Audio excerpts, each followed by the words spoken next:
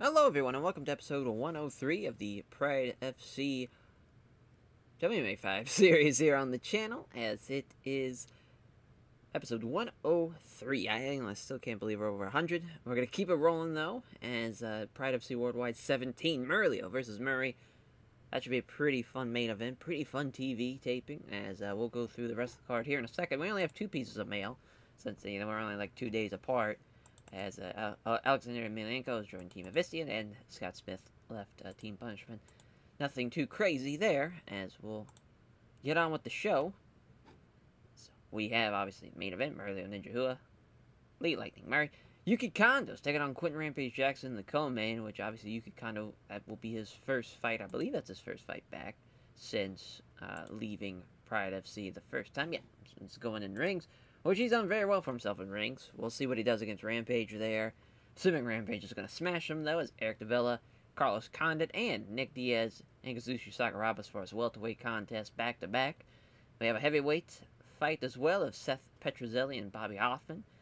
Petrozelli knocking out Wes Sims. He's got that kind of knockout power. Bobby Hoffman, it's interesting as far as what he's done so far. Hasn't been obviously in like the top echelon of the heavyweights. He's 41 years old. He's 1-0 though in Pride FC. He beat Roy Nelson, which I didn't think he would beat Roy Nelson even. So maybe he can go on a bit of a run as far as taking out some guys before he hangs it up. And Calavanti against Shinyoki to open up the show as a lightweight fight. In the 2 prelims, they have a heavyweight fight and a light. That's another welterweight fight. Never mind. No, that's lightweight. Yep, that's 161. That's Daniel Puder and Junior Dos Santos. And Nate Diaz against Tetsuya Kawajiri, as both the Diaz brothers fighting on the same card. Just makes sense. As then we'll go through all the analytics of it all, as the 7th time that Murilo has made event at a Pride event, 3rd time for Lee Murray. Both are world-ranked light heavyweights, as Murilo is ranked 4th. Lee Murray's ranked 10th. Murray changed to the pit, which Murilo has an over record of 1-2 against other members of that team. First time they have fought. Very close, though, on the betting lines, which is very cool to see for Lee Murray, being someone who has been just on a fucking tear to take on a former middleweight champ and be that close, 4-3. It's going to be very, very exciting because, Lee Murray, 6-1 in Pride FC. He's only lost to one guy, that being Nate Marcotte, who was very good in his own right, but he's beaten, a former middleweight champion and Frank Shamrock, knocked out Quentin Rampage Jackson as well. And, he's just someone that definitely has the tools to make it as far as being a kickboxer too. Murilo, though, just obviously I think will have the advantage when it's taken to the ground. He's 16-4 in Pride. He just lost obviously the middleweight title to Chuck Liddell at in January at the Pride 39, the Rumble from Down Under show. As far as he's beaten Nate Marcotte, but he's also he's lost to Rampage once before. He's lost to Vitor Belfort before. It might just be his night, though. It might just be as far as Lee Murray. We'll have to see. That's an exciting main event, though, that's for sure. And then Yuki Kondo and Quentin Rampage Jackson. Yuki Kondo's finished all of his last 5 opponents, and they're both world-ranked light heavyweights, which is crazy. The Yuki Kondo's 9th and Rampage is 20th. Because you see there, the Blurcast stat picks have at 5-2 for Rampage, because Quentin just, he's a fucking savage. He trains at Lions Den. Yuki Kondo has on a record of 3-2 against other members of that team. Rampage is going to have a significant weight advantage. He's coming in at 11-6-1 in Pride FC, 12-6-1 as well. Obviously, just had the one fight before we signed him. Just there in like 2004, 2005, just nothing really went his way. Losing to Chuck, he beat Ron Faircloth, knocked him out in 12 seconds. Then had the split draw, which then they had the rematch, which he lost, and he also lost to Alan Goes again for the 2nd time, coming in off of 2 straight losses to both the guys in the main event. He's looking to bounce back in a big way, which I think he will with this fight with Yuki Kondo. But Yuki Kondo, though, is definitely, he was 3-6, and he didn't have a great run as far as, lost 5 straight. Obviously, we let him go after that. Though in rings, sure, are they big-time names? Not really, but, he beat Nate Corey, as far as that's probably the biggest one. They just beat Melvin Manoff, though, at Pride 39's the Rumble from Down Under. Is he going to be for real, though? Is he someone that is back as far as being... Melvin Manoff's great, but I don't think he's on the level of Rampage at the same time. But we'll see, though. It's a great opportunity for both guys to get a big win for him. It's Eric Davila, the Natural Born Killer. Carlos Condon. Condon trains at Hammer House, which Davila has on a record of 0-1 against other criminals. That team. Carlos Condon's going to have an 8-inch reach advantage. That's going to play into a big factor for him. Obviously, more of a stand-up guy. 5-2 for the Blurcast Stat Picks with Condon having the advantage, even though, he's 1-1. He's only had, he's not even had 10 fights yet. His last one was against Sean Shirk in June of 2007. Long wait of having, fights. He didn't even have a fight in 2006. Basically, the rest of 2005, too, losing to Diego Sanchez by split decision. Yeah, I don't even think... I think maybe the rules had changed by that point. He had fought Sean Shirk when he knocked him out. But it's just a much different Pride FC, and he finally gets an opportunity to really climb the ladder in the welterweight division. Eric Davila, I believe he is ranked. Yeah, he's 14th. It's 1-2 in Pride FC. He's on a 2-fight losing streak to Matt Serra and Drew Fickett, which he lost by split decision. Not looking good for Eric Davila. We'll see what happens with Carlos Condon, though. Maybe he'll choke on the big situation that he has, the big opportunity to climb the ladder in the rankings as well. It's Nick Diaz taking on the Gracie Hunter, Kazushi Sakuraba. Both guys haven't won since 2005. Obviously, they're legendary figures for Sakuraba and Nick Diaz, I think, as a whole. But in this mod, did not go their way in this simulation, as Diaz trains at Middleditch Fighting Systems, which Sakuraba has an overall record of 1-0 against other Criminal Stuff team. Nick Diaz, he's gonna come in with the advantage. He's 11-8, 1-3 in Pride FC. He beat Mike Quick Swick, then lost to Nick Serra, Kier Kikuchi, and Thiago Alves. Not great. Not great at all. When you have only won one out of your last 5 fights, not great. Not great odds. But this is a great opportunity for him. Still 24, still young as hell. Sakuraba, on the other hand, 39 years old, at the other end of the spectrum. It looked like, he's made it to the finals of the Grand Prix. Definitely his highlight, and it's kind of been downhill ever since. Lost to Tom Erickson, of course, which that made sense, as far as, that big-ass heavyweight, and Sakuraba probably gave up almost 100 pounds to him. Then lost to Vanderlei, then lost to Murilo. Got a couple of gimme fights with Minoru Suzuki and Pat Miletich, then took on some more savages, and guys like Chuck Liddell and Rich Franklin, too. And then by that point, it was 2005, he kind of really hit his, as far as his peak was over, and it was on the other end of just the spectrum, and the sport had evolved kind of past him. 39, you'd expect him to kind of hang it up any time now, and it's an opportunity for both guys, though, to prove each other, as far as they haven't won in almost 3 years. Long time to not have a win. Someone's going to get the win, though, hopefully, unless it's going to be a draw. Sakura's going to have a significant weight advantage, though, which is pretty interesting. But Diaz will have the advantage, according to the Blurcast Stat Picks, 5-2. It's Seth, the Silverback Petrozelli, taking on Bobby the Truth Hoffman, and Hoffman has finished 3 of his last 5 opponents. First time they have fought. Petrozelli coming in having the Blurcast Stat Picks 4-3. Got the big win over Wes Sims. He's 10-6-1. And as far as he's someone that the ability to knock somebody out within the first minute of the fight will give him such a huge advantage over a lot of guys in that heavyweight division if they're kind of on the more grappling side, and if they're on the more older side, where they're not such great stand-up guys like Mark Coleman and guys like Kevin Randleman, and we even saw, with Wes Sims, those guys, he's going to pretty much dominate those guys. We'll see what happens, though, with Bobby Hoffman. It's going to be a bit of a challenge for both guys. I'm not sure as far as who is the tougher opponent with Petrozelli or Roy Nelson for Bobby Hoffman. I think Roy Nelson would probably be, but then again, I think Petrozelli is just kind of more dangerous on with his hands, instead of Roy Nelson's kind of more for his wrestling more than stand-up. It's Calavanti taking on Shinyoki, as Calavanti looks like he's going to smash him. Shinyoki coming in at 3-4 in Pride FC, 8-4 as a whole. He just lost to Yves Edwards, which Yves Edwards is one of the worst guys in the lightweight division for us as far as rankings go. He has beaten the Jorge Masvidal and Katsuya Inoue, though, all by rear naked choking. That's what he looks to get the win after. He almost beat Gleison Tibau during the lightweight Grand Prix, funny enough. Lost by split decision there. As for Calavanti, it was 8-2, 4-2 in Pride FC. Just lost to crazy horse draws been in. Also lost to, got a tough draw with taking on BJ Penn during the lightweight Grand Prix. Hasn't beaten anybody like as far as like a big name, and this one wouldn't be a big name either. But he's, I think, definitely ready for him, and we'll see what happens tonight. Though maybe he'll shockingly lose to Shinyoki. Then the prelims: Daniel Puder, Junior Dos Santos. Even though Puder's going to be significantly more heavier, probably about 15-20 pounds, Dos Santos standing is just going to be a problem. But Daniel Puder, though, I've counted him out so many times in this series, and he's managed to win more times than I thought he would, being 3-4. And, he's on a 2-fight winning streak, too. Beat Shane Carman, which I thought he was going to lose. I thought he was going to lose to Mark Hunt, too. He even knocked out Mark Hunt, of all things. And he beat Marcirio Cruz in his last fight. We'll see, though. We'll see. I mean, Junior Dos Santos obviously is fucking savage, and he should probably win that one.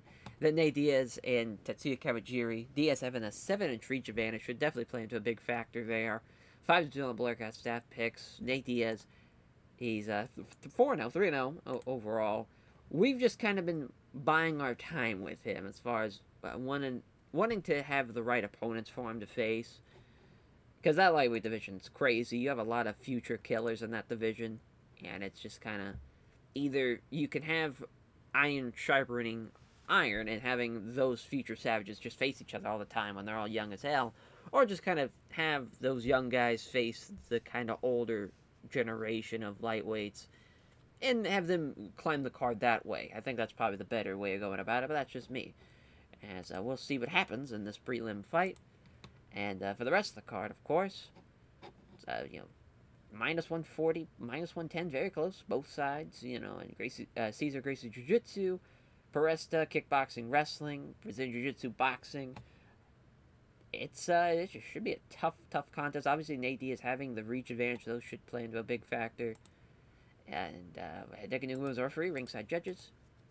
Kawajiri fighting from a whole crowd tonight, gets a big cheer as he makes his entrance. Here we go. Both fighters seem to have the same idea. They're getting a clinch. Kawajiri's the aggressor, trying to muscle him against ropes. He does so. Looking for the trip. Doesn't work, though. Diaz blocks it and then turns around, so now he's the one to control. Looking for the trip takedown of his own, and he's got that one. Nice ends leg trip. Looking to pass guard, gets side control. Keeps him in half guard, though, and there's blocks a scramble attempt. Does a few left hands, trying to break free of this position and scramble again. But Diaz doing a great job of keeping him there. Yeah, just want to maintain control. Kawajiri's trying to sweep him. He's just doing everything. Diaz is doing a great job of blocking off from the top. Throws a few weak-looking punches again. Nugu, rightfully so, stands him up with about halfway in the first. Still got a lot of time left. Exchange of strikes happens right in the center of the ring. Neither fighter lands a good shot, though. As Kawajiri shoots him with a high speed, looking for the takedown. He's got it. It's a big-time takedown. As Clinch throws a couple of punches to the body. Fires off a handful of punches, each easily being blocked with gloves. Does a few strikes, clearly just slowing things down. Oh, looking for a triangle, though. Diaz from the bottom. That could have been bad. He pulls his arm free, though. So Kawajiri keeps him, gets a few quick strikes, looking for the triangle again. Pulls it free again. Still looking for a third time, looking for the triangle. It defends that well. Stands him back up, though. At least Diaz is trying to finish the fight, though, from the bottom. So it can be heard trash talking as the two circle. There's a weak flick to left-hand jab. I want to say that was just a Stockton slap. Slapped the shit out of him. Jab is wide from Kawajiri. Then hits Diaz with a straight right, though. Final minute, Kawajiri looking for another takedown attempt. Great sprawl, pushes him down on his hands and knees, looking for the soccer kick, and he does. Soccer kick to the ribs. Fearing for more kicks, Kawajiri's going to spring back up to his feet. Diaz moves in. Kawajiri's preparing to throw. May even aim to get in close, but Diaz apparently took the initiative. A quick flurry of 4 punches, then Diaz sees all of them hit home and hits a nice left hand that hits hard to end out the round. I would say Diaz won the fight, or won that round, rather, as he barely outstruck him. Doing, as far as submissions from the bottom, really helped too, and I felt like he was in control for the majority of the round. Very close, though. Kawajiri had a good showing. We'll see what happens in the second. As both fighters get together in a clinch, they come up close, as it looks like Diaz has the dominant position. Look at the muscle him against the ropes, but Kawajiri out-wrestles him, though. Now he's the one trying to push him against the ropes, and Diaz out-wrestles him this time. They are just almost on the same wavelength there as far as grappling goes. Kawajiri with a big knee strike tries to pull him against the ropes. He does it. Looking for a leg sweep, and he's got it, too. As Diaz is left in half guard after that. As 2 for 2 on takedowns. Looks like he's going to win this round, too. But, oh, look at Kawajiri looking for the scramble. But he's too slow, though, and he gets caught in side control instead. Few left hands, takes a moment to plan ahead, trying to move guard. That's not happening, though. Few left hands some more, trying to transition the guard became manager. Looking for an armbar. Fights off the armbar, tries to transition the guard became manager. Looking for the Kimura. Stops that from being applied. Yeah, just Nate Diaz, so dangerous. You know, is able to finish people on the ground. Is able to tee them off as far as tee off standing-wise with striking. And especially having the 7-inch reach advantage. Should definitely play into a big, big factor. So Kawajiri's going to have to finish this fight, I think, if he's going to win this one. As he lands the right hand and catches Kawajiri with a left hook, closing the distance. Diaz looking to obviously keep the strike exchange going. It's looking about to see Kawajiri try to get some grappling start, but Diaz is more aggressive. So it's a quick 4-punch combination. Doesn't land either blow, though, and Kawajiri's going to step in and shoot in fast and clinch with him, trying to get him against the ropes. That's not happening, though. As now Kawajiri's trying to push him against the ropes. He does so. Now he's going to go down low and grab both legs. He's got it. But Diaz is able to grab a guillotine. And the takedown successful. Not sure if the guillotine did anything, though. He was trying for it, but he couldn't get it. Looks like he's now trying to pass. And Diaz was ready for it, and the scramble begins. Diaz somehow manages to come out on top of Kawajiri on north-south position. A few elbows in the midsection, just trying to land strikes. The land strikes not budging is Diaz. As now is moving from north-south to side control. Keeps a few quick strikes to keep him guessing. Tries to pull guard. As an having a minute left, as Diaz is trying to move from side control to mount. He does go for the scramble, though. Ends with both fighters standing up to end out the round. Can't connect with a jab, but scores a leg kick, though, Kawajiri. Diaz gets a hold of him without taking too much damage. I mean, Kawajiri won the round, but really, it's interesting because Diaz did like everything besides that one takedown that Kawajiri did. Like, and that was it. He did do one ground pass, but I just don't think it's enough. I think Diaz won rounds 1 and 2. Yeah, good thing the judges agree. As 5-0 for Nate Diaz, 11-6-1 for Tetsuya Kawajiri. And you know, Nate Diaz, thanks everyone connected to Cesar Gracie Jiu-Jitsu, having him prepared for the fight, and sponsors supporting him financially. Taunts Joe Lozon for ducking him, and like the coward that he is. It's charismatic and helps benefit from these interviews. Yeah, I mean, obviously those two, a couple of young savages. That would be pretty awesome. It's Daniel Puder taking on Junior Dos Santos, Pride Heavyweight Division, 1-1, 3-4, 6'3", 245, 6'4", 240. But I'm sure Puder's probably going to weigh in about 250, maybe even 255. As wrestling, obviously, for Puder, boxing, Brazilian Jiu-Jitsu, it's actually pretty close for the betting lines, as it's minus 210 for Junior Dos Santos, plus 160 for Puder. It's not bad. We'll see what happens. Nagumo's going to stay out there. Ringside judges, here we go. They don't, as Puder doesn't touch gloves, which draws some heat from the crowd. A flurry of 3 punches from Dos Santos. But Diaz as Dos Santos sees all 3 of them land on scores of the right cross and lands hard. That's a great start. Yeah, there's a 1-2, but Puder's ego to it, and Puder's going to clinch with him. Looking for the takedown. Not happening. As now Diaz has control, looking for the trip takedown. He's not having that happen either. Puder gets control again, looking for the trip. Yeah, it was kind of a stalemate until something happens here. My God. As they break apart, thank God. Dos Santos, I mean, he's got to keep on firing away with shots. Puder been able to get in close, but Dos Santos aggressively took the initiative. There's a nice jab in a right hand that lands hard. There's a weak tentative jab. There's a left hand, but misses the vicious right hand. Lands the left jab, but misses with the big right. As circling, Puder clearly wants to get close enough to grapple, obviously. He's wary about getting hit. There's a nice jab and a body shot from Dos Santos. Looking very tentative, pokes out a quick jab that hits. There's a punch that doesn't hit, though, which is probably going to give Puder the opportunity he needs. Oh no, it's still left hand, and then catches Puder with a right hook to the body. As Puder, again, still looking to grapple, but is not wanting to rush in. And there's another nice jab and a right to the side of the ribs. Another quick jab that lands. And there's a jab from Dos Santos and hits him with a straight right to the ribs. I mean, just putting on a boxing display here. There's a left jab and a nice right. I'm surprised Puder hasn't been knocked down yet. There's a quick 1-2. Doesn't land either blow. He's still looking to confidently, shorten the range. Because I just can't believe Puder, after missing shots, he still isn't able to get a takedown attempt or even grab him. Backing off some more. There's another weak left hand from Puder. Jab lands from Dos Santos and misses on the attempt when he goes for the body. There's that shot. Doesn't get it, though. Gets a single leg, but couldn't complete it, so he's now hopping in place, looking to drive him against the ropes. Let's see if he can take him down. Still can't. My God, as Dos Santos gets his leg free, able to circle back, a jab hits home from Dos Santos, and hits a nice straight right hand, lands hard. Dos Santos confidently moves in closer, looking to throw some strikes. Can't connect with the jab and hits a powerful right hook to the ribs. And the corner's going to have to urge him on a little louder. He could finish this fight for sure. As 2 jabs hit home, then a crunching right hook. There's a left hand. Pewter has to step back to avoid the right to the body. Still clearly wanting to grapple some more, which has not worked at all for Daniel Pewter. Can't connect with the jab. The scores the right to the side of the ribs again. Dos Santos is blown up, though, at this point. Pewter's going to shoot. He still can't even get him down with a tired-ass Dos Santos. Can't get him down, and he's just pushing up against the ropes as he's leaving Dos Santos hopping on one foot here, and he's finally got it. Gets side control with 1:30 left, punching down. Easily taking on the gloves, though. Fires away with punches, does little in the way of damage, tries to move guard, pounds away, but Dos Santos doesn't, as he fairly deals with them. Blows, obviously. So, yeah, I mean, Dos Santos did a lot. Daniel Pewter just about stole it, though, as far as looking at the fight metrics, but I definitely felt like Dos Santos, he landed more shots, landed more damage, even though, Pewter had the takedown. I just don't think it was enough to win that round.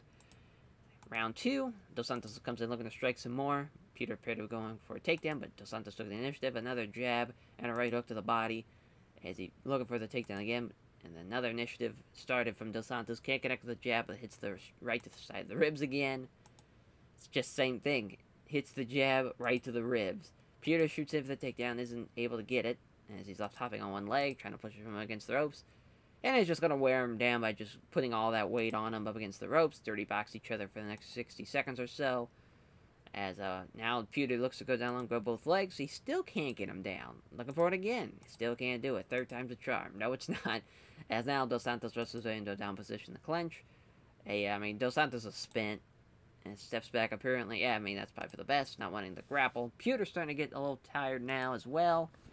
Takedown attempt from Pewter again. Can't get it. Drives up against the ropes. Keeps him up against the ropes, even though Dos Santos works enough space to slip out and back away into the center again. Nice jab and another nice straight right hand that lands hard. Pewter again looks like for the takedown, but he couldn't take the initiative. A jab and then a right cross. Well, there's a cut now. Pewter looking for the takedown. Isn't happening. And that's going to end the round. That's going to be tough because Pewter didn't, he outstruck him. Even though Dos Santos had the cut. Just Pewter's ability to just keep going. He's not tired. At least he was starting to get tired there in the second one. Dos Santos is pretty much spent.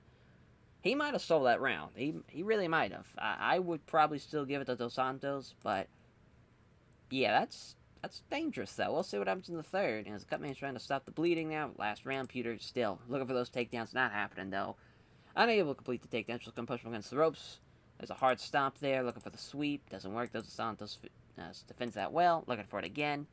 It just sucks that, a guy who could just keep on throwing out takedowns, even though he's only had 2 this entire fight, and he just got this third one here, or he got the second one here.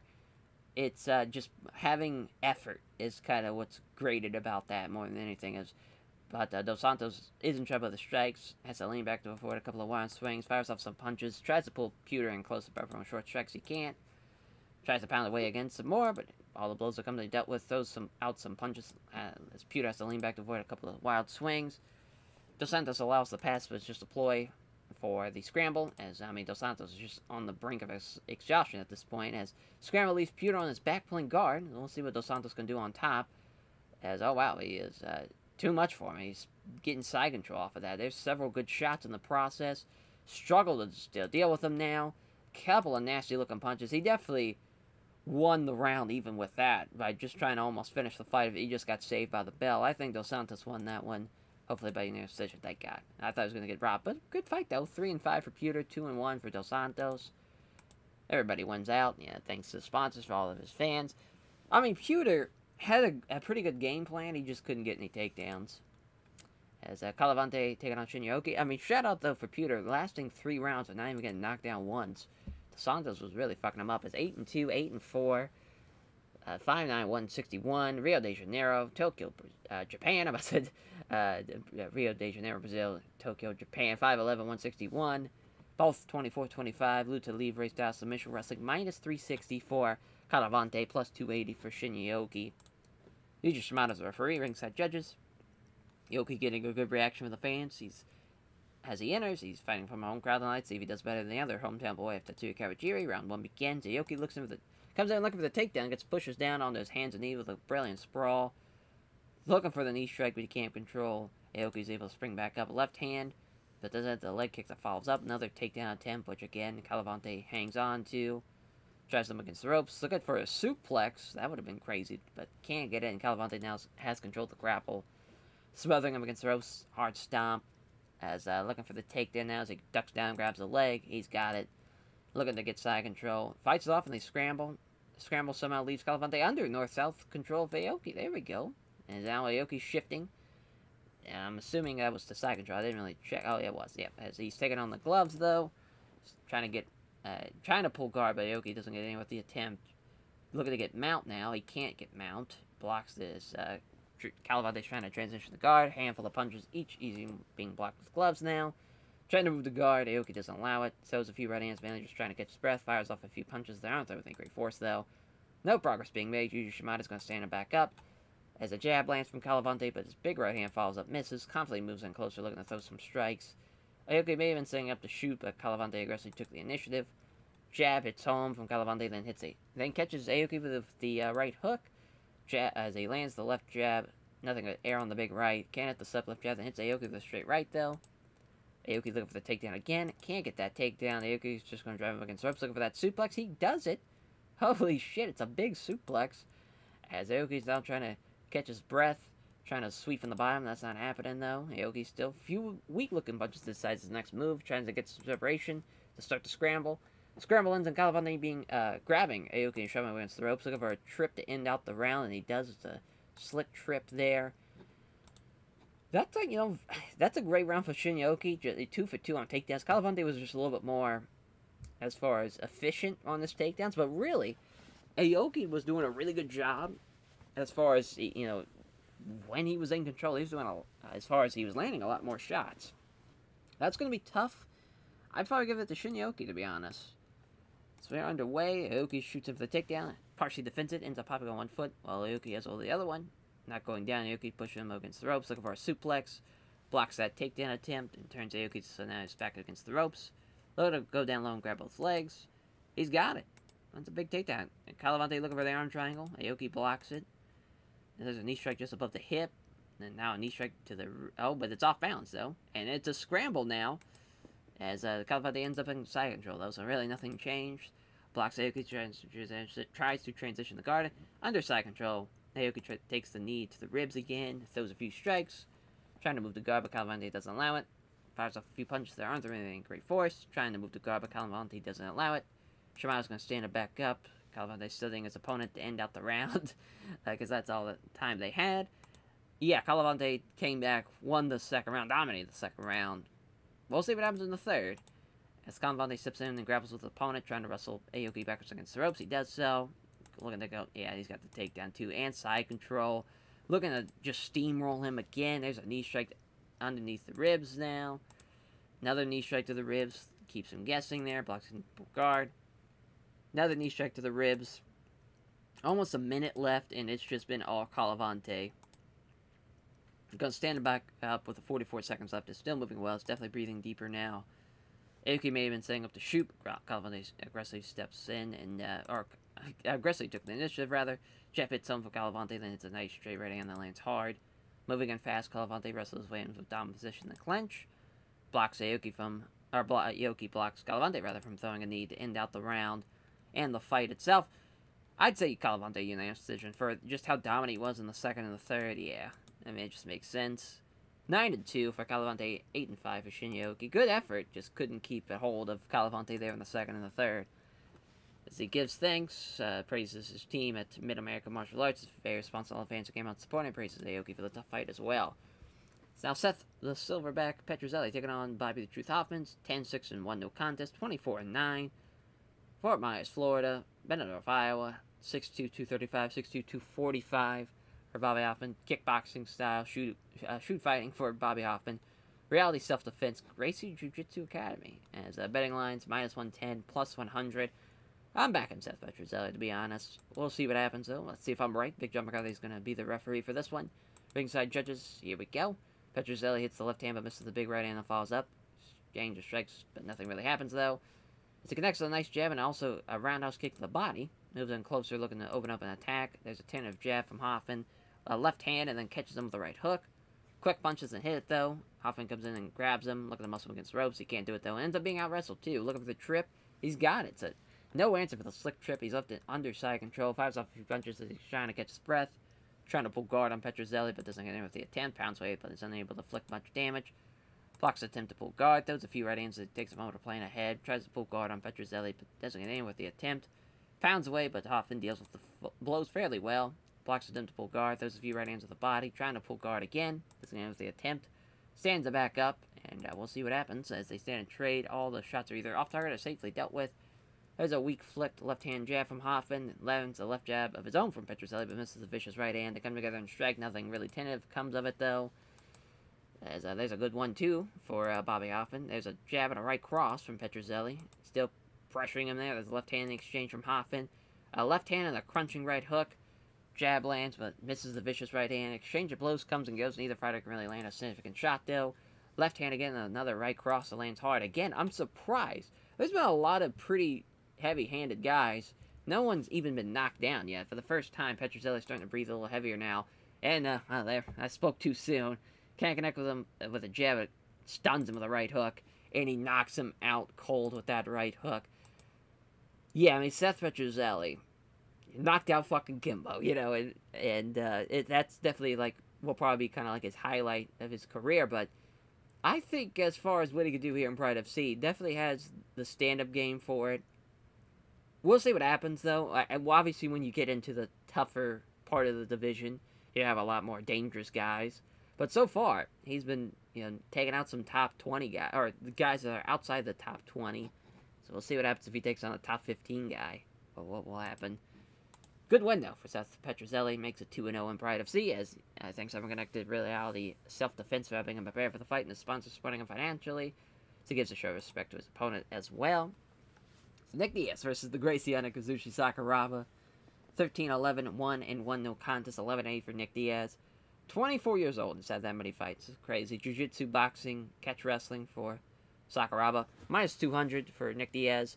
Plus 150. It's funny seeing Nick Diaz not being like a Cesar Gracie Jiu-Jitsu guy. This him being Meltich Fighting Systems, and then Peresta for Sakuraba. Big John McCarthy's the referee, ringside judges. Sakuraba weighed in about the same, but he clearly has a significant weight advantage now. So we are underway. Conflict moves in closer, looking to throw some strikes. A 10-up jab from Sakuraba lands. There's a good hand speed from Diaz. Lands a flurry of 3 punches, but the big left hand follows up. That misses. Another quick flurry. Lands 4 of them, but misses with the body shot afterwards. As moving around, Sakuraba's looking for that opening he needs without getting hit coming in. That's going to be good luck with that, because Nick Diaz is putting on the fucking display. There's 5 quick punches. 3 of them land. Sakuraba evades the big left, which that's... There you go. Nice dodge, and now looking to get the takedown. That's a great sprawl. Steps back away safely. And it comes in fast with quick punches. Lands 2 of them, but the big left hand misses. Again, pokes out a quick jab. Moves in behind 4 quick punches, all of them landing, and then scores the left cross that lands hard. Sakuraba eats all those shots to try to get a takedown, and he does so. Diaz has to pull guard, fires off a handful of punches, each easily being blocked with gloves. Looking for an elbow from the bottom, but Sakuraba just leans forward and smothers that. And there's a shoulder smash to the face and upper chest of Diaz. That's a great job by Sakuraba up top. Has to lean back to avoid a couple of wide swings. Another quick movement with some more shoulder smashes to the face and upper chest. Tries to smother Sakuraba, but can't keep a hold of him. Diaz is trying to smother him, but he can't. Sakuraba throws a few strikes, clearly just slowing things down so he gets breath. Diaz again trying to smother him. I'm not sure what he's going... Like, he could probably get out of this and stand back up and still have a great display, then maybe even win this round. Then guard, Sakuraba's content to just throw a couple of punches to the body. Looking for an armbar from the bottom. Can't secure it, though. Another quick shoulder smash. Big John's going to stand back up. Diaz is back into, like, where he's definitely at home in this round, as he fails to find him his jab and scores the left cross, though. Sakuraba, though, is not giving up. Another big takedown. Fires off some punches, trying to get another arm, as he can't get that either. Another quick shoulder smash. I mean, Sakuraba, he's saying, I'm not done yet. I might be 39 years old, but I'm not losing. As there's some small, minor strikes, some more. And punches down on Diaz. They're easily taking on the gloves. Sakuraba keeps it very tight on Diaz, peppering him short strikes, very aware of the submission, which looking for the arm again. And he looks like he's got it. Is there enough time left to sink it in? No, he does not. Wow. That would have been huge. Would have been huge. Saved by the bell is Kazushi Sakuraba. That's an interesting round, because Sakuraba really did a good job as far as those takedowns. Was landing a lot of shots. Just, Nick Diaz almost won the fight right then and there with that armbar at the end of the round, and then at the beginning of the round, probably for about 2 to 3 minutes. He was really doing a great job standing with him. It's a close one. Close one. It's the second round. Diaz moves in, ready for an attack again. A quick flurry. Lands 4 of the 5 punches, can't get it with the left of the body. As it may have been setting up to shoot, but Diaz again aggressively took the initiative. 2 jabs, and catches Sakuraba with the left hook to the body. There's some more Diaz brothers, some quality trash talking. Sakuraba appeared to be going to try and get in close, and Diaz took the initiative. There's a right hand, but Sakuraba avoids the big left. A flurry of 3 punches from Diaz sees 1 land, and then Sakuraba steps back to avoid the left for the body. We'll see if the takedown attempt is coming. Nope, as Diaz again closing the distance. Still looking to strike. 2 right hands and a straight left that lands hard. Oh boy, as he has been rocked by that hard, straight left hand. Let's see what happens here. A huge right hand catches him behind the ear, knocks him down. This is a golden opportunity for Nick Diaz to get the win here. Several shots of landing now. Looking for Kimura. Defends himself well, though. Second round. I just cannot believe it. He could have probably kept on going. Goes for the Kimura, though, but he's looking to go from side control to mount. He gets it, but its scramble begins as he manages to come out on top, holding Sakuraba from behind the waist lock, as now pounds away with left hands, trying to scramble to get a better position. Oh, he's got his back taken now. What in the world? He's got both hooks in. This is big trouble here. Looking for the rear naked choke to end the round. Holy shit. That could have been very bad for Nick Diaz. I just can't believe it. Sakuraba, though, great effort to try to steal the round and even steal the win there in the end of the second. But wasn't enough. Nick Diaz probably won that round for sure. Thanks for the knockdown. His final round. This has been a really good fight, though. Sakuraba appeared to be going to try to go for the takedown, but Diaz took the initiative. There's a nice jab and a big left hand. Sakuraba may have been aiming to get in close, but Diaz took the initiative. All 4 of those punches land, and there's a nice straight left hand that lands hard, too, to end it. Few gulps of breath. Diaz is starting to give the first hand. He's starting to tire a touch. Sakuraba comes in with the takedown. Great sprawl, though, from Diaz again. Looked like he was about to see Sakuraba try to go for some grappling again, but Diaz keeps the pressure on. 5 quick punches. 4 of them land. Sakuraba steps back to avoid the left, which, again, gives him that opportunity. He needs to take the takedown, which he does so. But Diaz has a guillotine. Will he... it's been a while since someone's even locked that in after that, after someone goes for the takedown. Sakuraba escapes the guillotine. A few left hands trying to sweep this Diaz, but he can't do it. There's some elbows from the bottom. Sakuraba smothers him, though. Minute left. A short, sharp shoulder smash right to the face of Nick Diaz. Pulls him in close. A couple of elbow strikes to the side of the head. Another shoulder smash to the face and upper chest. There's another elbow strike off the top of the head. Another shoulder smash. That's tough. That's a tough round. Because Sakuraba definitely had the big takedown. But again, Nick Diaz is just not going away. He did a great job as far as standing again. Boy, that's going to be a tough one to judge. Let's see what happens. All 3 for Nick Diaz, rather. As both the Diaz boys get the win. Nick Diaz wins by decision. I mean, that really was a good fight. Tough effort, and that's... Sakuraba, really, you could see there, he did land a lot of shots, had the most takedowns, but just, Nick almost finished the fight in the first. Definitely won the second round. Third round's tough. It's just hard when you lose the first and the second round. You just can't. But great effort, though, from Sakuraba. He definitely was not going home without a fight, as Nick Diaz thanks everyone connected to the military tracking system for having him forever for the fight, and the sponsors for buying him financially. He physically grabs the microphone, calls out Nick Sarah, says he'll destroy him. That'd be a fun little fight. Nick versus Nick, as Eric Davila against the natural born killer Carlos Condon. 20-9, 6-3. Minus 110 plus 100 is very close. Obviously a fight experience advantage for Eric Davila. You'd think that would play into a factor, but just Carlos Condon, he's got the reach. He's probably much better as far as if he gets some of the Muay Thai clinch, it's probably over. We'll see what happens. So Hammer House, though, for Carlos Condon. American Top Team for Eric Davila. As, yeah, I mean, should be pretty crazy. Because, obviously, like, Carlos Kondo, too, is 6'2", pretty big for a welterweight. And I think that's really going to help him out here. So, Dekan Nuguma's our referee, ringside judges. Kondo may have weighed in the same as Davila yesterday, but clearly has significant weight advantage now. Here we go, as it closes in on Davila, looking to unleash some strikes. There's a nice jab and a straight right hand. Davila looking like he was about to step in and grab him. Kondo just going to keep pounding away. Fails to find his jab, but it hits the straight right. There's a left hand from Kondo. Davila evades the big right. You get up close, start wrestling. Kondo aggressively gets up as he's in control here. There's a knee strike as he catches Davila to the side of the stomach with that one. He's looking to muscle him against the ropes. He does so. Knee strike to the stomach. Let's see if we can get the Muay Thai clinch in. And with some shots to the ribs land. It's an ugly but effective tactic. It's kind of pressing up against him, slowing them down by throwing all that weight on him. It's just crazy to see that welterweight doing that. As they remain there, hitting each other short punches for about a minute. Kondo pins him against the ropes, hits a couple of nice right hands to the side of the head. No progress being made. They're going to separate them, come together in a clinch. Kondo gets the better of it. I'm surprised he hasn't went for the Muay Thai clinch, though, yet. As he can't do it, though. Davila actually gets a more down position. The grappler looking for the takedown. Can't do it, though. Look for it a second time. Unsuccessful. Gets out wrestled now. And there's the Muay Thai clinch. Oh, boy. As there's a big knee to the chest. Probably broke a rib on that one. Not good. As that's going to definitely be a big impact going forward in this fight. As it misses the knee strike. Maintains good control, though. Looks for it again, but can't generate enough power behind it. Trying to connect it with it again, but Davila isn't able to break free of it. Now looking to, again, drive a knee to the chest. Not many force, but he's just been in total control this entire fight so far. He just needs to just land shots to land up at this point. Trying to, oh, there, well, there's a big knee to the face, though. Losing control after the big knee. I'm surprised he didn't knock him down or knock him out with that one. Kondo comes in again. Looked everybody to see Davila try to get some grappling start, but Kondo was more aggressive, took the initiative. Can't hit the slip left jab. Scores the right cross, lands hard, though. And that is a big strike, though. Davila is hurt. Will he survive another round?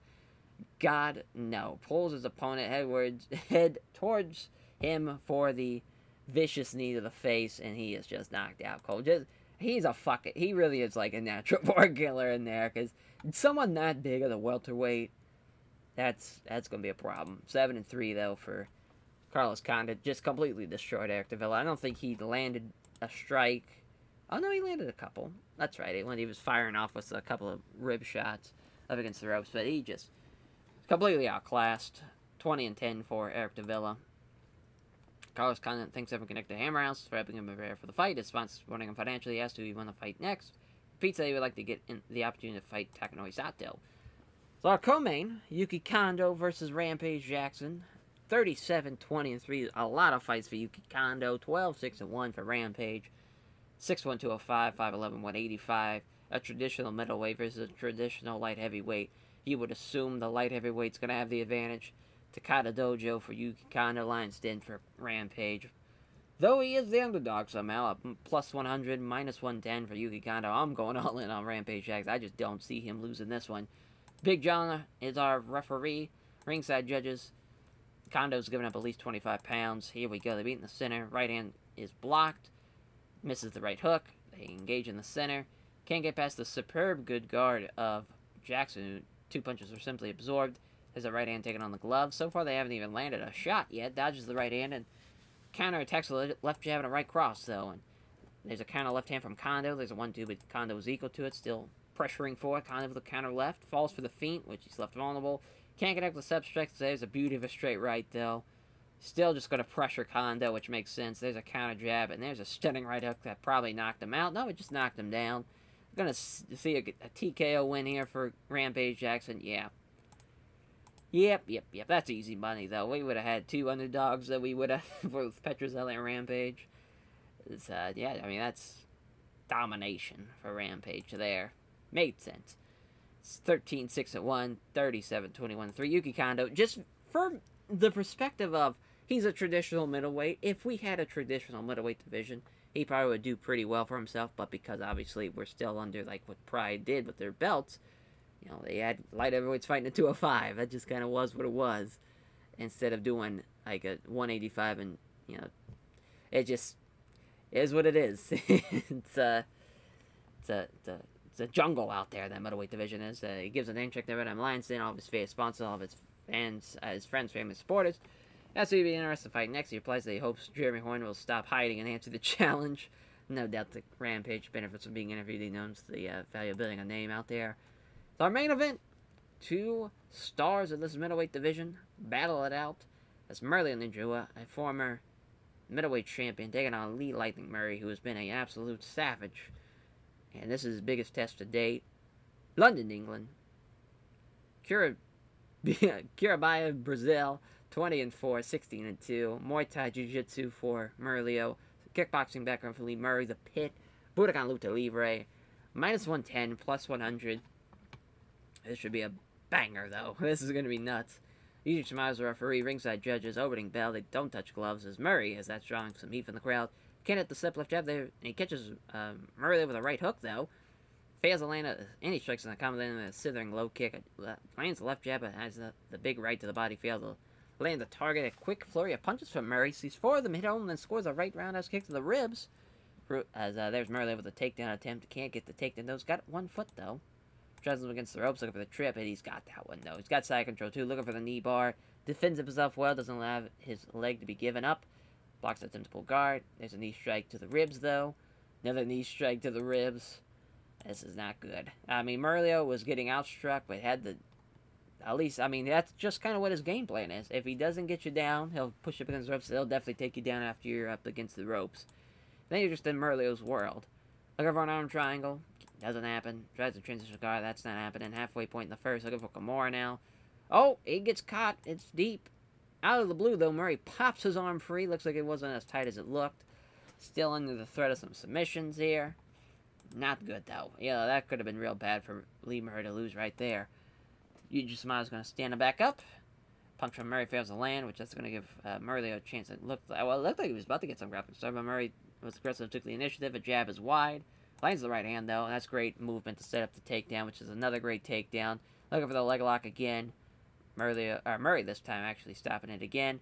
Deflects a couple bunches of thumb from Murray from the bottom. Looking for it a 3rd time. That's not happening. Leans back to avoid a couple of wild swings. Keeps on going for that leg lock, and it's eventually going to cost him. I just know it's going to cost him either positioning or something's going to happen. Leans back to avoid a couple of wild swings from Murray. Trying to pass guard, and that's going to lose out, and the scramble begins. Spots the opportunity to move in quick and try to secure one of his opponent's legs, and that is not happening, though. Ends up being on his back, pulling guard. Yeah, just risked it. I figured something's going to happen. He was going to go for it one too many times, and he got exposed for that one. Fires off a handful of punches. Trying for an arm from the bottom, though. Can't secure it. Doesn't posture up, perhaps, where the submission, so just small strikes while keeping his head on his opponent's chest. Trying to sweep, but he can't, and that's the end of the round. Yeah, I mean, Murilo did a great job. Even though he got outstruck, just throwing constant submission threats, having some big takedowns, trying to molly the lightning storm of an attack that is Lee Murray in that first round. Let's see what happens in the second. As Murilo with great movement to set up the takedown, which is another successful one. 3 for 4 on takedowns. Drops 3 elbows, does minimal damage. Leans back to avoid a couple of wide swings. Quick elbow, doesn't connect it though. Blocks it again with that fucking leg lock. Not happening. Tries to sweep from the bottom, but that's not happening either. Tries to cut Murray with a slicing elbow, misses. Tries to catch Murray with a punch, but it's off target. Looking for another leg lock. Murray's trying to catch him with a punch, but he can't. Looking for it again. Jesus Christ, blocks him to sweep. Yuji Smile's going to stand him back up, and again, Murilo is just a savage with these takedowns. It is just rinse and repeat with these leg locks, too. As, yeah, all Murilo there. Let's see what happens in the third. Moves in closer, looking to open up an attack. Murilo's trying to get some grappling started again. Connects with a nice jab, lands a straight right hand that lands hard. And that's a big strike, too. Murilo has been rocked. Oh, shit. And there's a right uppercut. Holy shit. As he's trying to capitalize the best he can with a fast spinning back fist. But he goes wide of the target. That would have been crazy if he knocked him out with a back fist. So Murilo circles back to the center. I can't believe that, though. He would have... I think he could still win the fight, though. If he keeps it going in this round, I think he could finish him. It looked like he was going to try to shoot in, but Murray again simply took the knife. There's a jab and another right cross the lanes hard. He can't get him down. With Murray not going down, Murray's just going to... Murray's just going to push him against the ropes. Ah, he's got it. Damn. Knee strike to the ribs. That was crazy, though. that he rocked him in the third. So Murray tries to transition the guard, he can't manage it. Inside control. Murilo catches his breath, can then just throw a couple punches to the body. There's another vicious knee strike to the ribs. Looking for the knee bar again.